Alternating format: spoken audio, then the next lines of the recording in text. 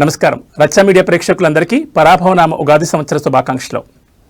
తెలుగు సంస్కృతిలో ప్రతి ఉగాది ఒక కొత్త ఆశకు, సరికొత్త కాలచక్రానికి ప్రారంభం. హిందూ జ్యోతిష్య శాస్త్రం ప్రకారం మొత్తం 60 సంవత్సరాల కాలచక్రంలో ఒక్కో ఏడాదికి ఒక్కో ప్రత్యేక నామకరణం ఉంటుంది. ఈ క్రమంలో 2026 మార్చి 19న మనం జరుపుకోబోయే ఉగాదికి పరాభవ నామ సంవత్సరం అని పేరు. సాధారణంగా పరాభవం అంటే అవమానం లేదా ఓటమి అనే అర్థం స్ఫురించడంతో చాలామందిలో కొంత ఆందోళన నెలకొంటుంది. అయితే ఆధ్యాత్మిక మరియు శాస్త్ర కోణంలో ఈ పేరు వెనుక ఉన్న లోతైన అంతరార్థం భిన్నంగా ఉంటుంది. గత ఏడాది విశ్వావసు సంవత్సరాన్ని పూర్తి చేసుకుని మనం 60 ఏళ్ల వరుసలో 40వదైన పరాభవ సంవత్సరంలోకి అడుగు పెడుతున్నాం. సంస్కృత ధాతువుల ప్రకారం పరిశీలిస్తే భవ అంటే పుట్టుక లేదా సంపద అని అర్థం.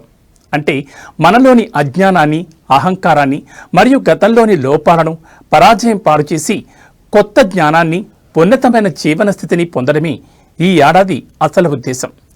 మనలోని దుర్గుణాలను జయించి సుగుణాలను పెంపొందించుకోవడానికి ఇది ఒక చక్కని సమయమని పండితులు వివరిస్తున్నారు. ఉగాది పచ్చడిని ఒక్కో చోట ఒక్కో విధంగా తయారు చేస్తుంటారు. కానీ ఎక్కడి వాళ్ళైనా సరే అందులో తీపి, పులుపు, ఉప్పు, కారం, చేదు, వగరు అనే 6 రుచులను తప్పకుండా ఉండేలా చూస్తారు.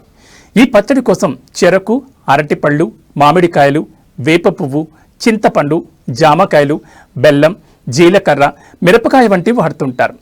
ఇన్ని కలిపి చేసిన ఉగాది పచ్చడిని ఒక మహా ఔషధమని అంటారు పెద్దలు. ఈ ఉగాది పచ్చడిని ఈ పండగ నుంచి శ్రీరామనవమి వరకు లేదా చైత్ర పౌర్ణమి వరకు ప్రతిరోజు ఉంటే శరీరంలో రోగనిరోధక శక్తి పెరుగుతుందని, ఆ సంవత్సరమంతా రోగాలేవి దరిచేరవనే నమ్మకం కూడా ఉంది. ఆయుర్వేద శాస్త్రం ప్రకారం ఉగాది పచ్చడిని నింబకుసుమ భక్షణం, అశోక కలికా ప్రాసనం అంటారు. ఋతువులలో వచ్చే మార్పుల వల్ల వచ్చే రోగాల నుంచి రక్షణగా ఈ పచ్చడిని ఔషధంగా తీసుకోవడం పూర్వం నుంచి ఆనవాయితీగా వస్తోంది. పచ్చడిలో ఉండే వేప పువ్వు కడుపులో ఉన్న నులిపురుగులను చంపేస్తుంది. వేపగాలి ఆటలమ్మ, అమ్మోరు వంటి అంటురోగాలను దగ్గరికి రానివ్వకుండా కాపాడుతుంది. మామిడి యాంటీవైరల్ లక్షణాలు కలిగి ఉంది. మిరియాలు దగ్గు, జలుబు, పైత్యాలను అదుపులో ఉంచుతాయి. బెల్లం రక్తాన్ని శుద్ధి చేస్తుంది. చింతపండు మలబద్ధకాన్ని, నీరసాన్ని తగ్గిస్తుంది. ఉప్పు ఎండాకాలంలో వచ్చే హైడ్రేషన్ని తగ్గిస్తుంది. సంవత్సరం అంతా ఎదురయ్యే మంచి చెడులను, కష్టసుఖాలను సమానంగా తీసుకోవాలనే సందేశాన్ని కూడా ఉగాది పచ్చడిస్తోంది.